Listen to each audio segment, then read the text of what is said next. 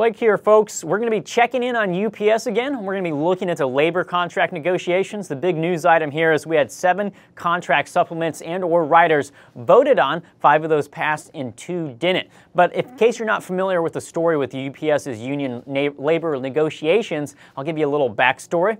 Basically, earlier this year, UPS had its labor contract get voted on, and it passed the overall vote for the national contract, the contract that covers all the employees across the nation. But in order for the national contract to go into effect, all local and regional supplements and riders must be passed as well. So last time we checked, we had around 17 supplements get voted down on that when that national contract was put up that needed to be renegotiated. So after those changes were made and some of these votes were recast, we have 5 more passed and 12 remaining to be passed, including the Louisville Air Rider.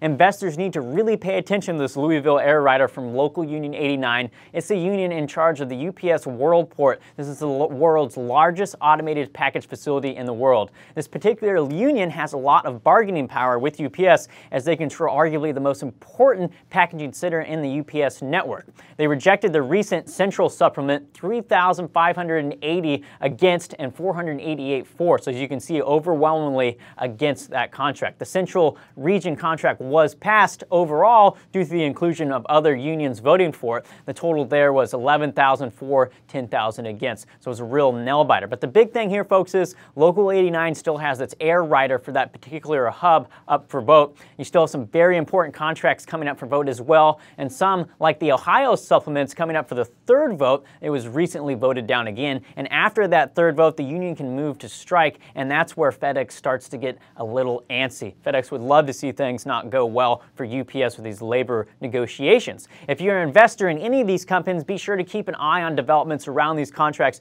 as they emerge, especially around that Local Union 89. Like I said, they're very important. That's all I have for you today, folks. Keep an eye on the UPS labor negotiations. Thanks for watching, and Fool on.